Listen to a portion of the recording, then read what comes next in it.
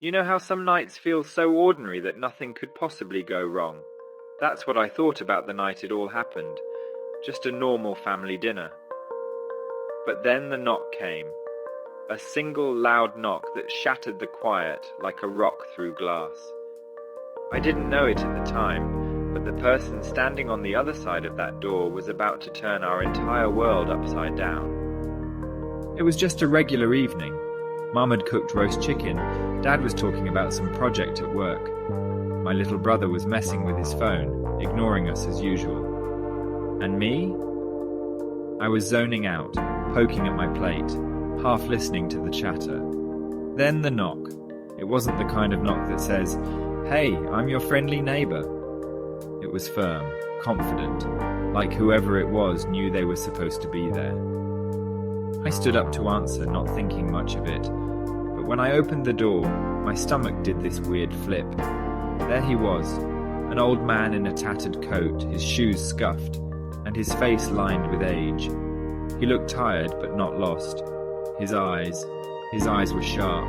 They locked onto mine like he already knew me. "Can I help you?" I asked, trying not to sound rude. I'm here for dinner. He said calmly, like this wasn't completely insane. I blinked. Excuse me?" Your grandmother invited me. He said, his tone steady. That's when it started to feel wrong. "Who's at the door?" Mum called from the dining room. I turned back toward her. It's someone. He says Grandma invited him."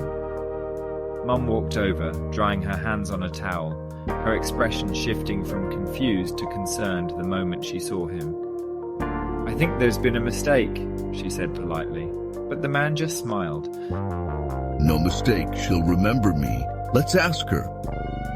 The way he said it was unsettling, like he already knew exactly how things would play out. Grandma came into the room a minute later, her slippered feet shuffling on the floor. When she saw him, she froze. For a second, I thought she might faint. Her voice was sharp. "Who are you?" The man tilted his head, studying her. "You don't remember me," he said almost sadly, "but you should." We ended up sitting at the dinner table together. No one ate. The food sat untouched as the air between us grew heavier with every passing second. Mum tried to keep it light. "So, how do you know my mother?" The man ignored her question. Instead, he leaned forward, looking straight at Grandma. "Do you remember the summer you planted roses by the kitchen window? Or the time you hid the music box your father gave you because you didn't want your sister to take it?" Grandma's face went pale. She gripped the edge of the table so tightly her knuckles turned white. Then he turned to Dad. "You've always regretted giving up the guitar, haven't you?" he said, his voice calm, almost casual. Dad stiffened. He didn't say a word, but the look on his face said it all. To Mom, he said, You keep a letter from your sister in your desk. You haven't spoken to her in years, but you still can't bring yourself to throw it away. Mom froze, her eyes wide. Then he turned to me. His gaze was sharp, but his voice softened. "I know what you're hiding," he said, "and I know why you've kept it to yourself." My stomach dropped. My throat tightened. I couldn't say anything. "Who are you?" Mum asked, her voice trembling now. The man leaned back in his chair, folding his hands like he had all the time in the world. "I'm someone who remembers the things you've forgotten, the things you've tried to bury." "That's not an answer," Dad snapped. It's the only one you're getting. The man said, his smile faint but steady. That's when Mum stood up, her chair scraping loudly against the floor. "I think it's time for you to leave."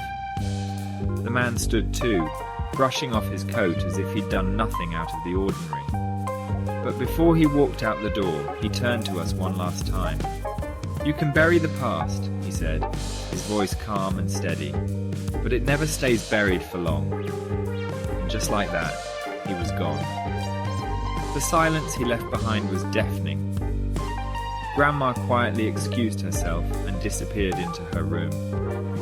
Dad started cleaning the table without saying a word, his movements stiff. Mum just stood there, staring at the door like she expected him to come back. We didn't talk about him after that, but we didn't have to. Whatever he'd brought into our house that night didn't leave with him. It stayed, and it changed everything.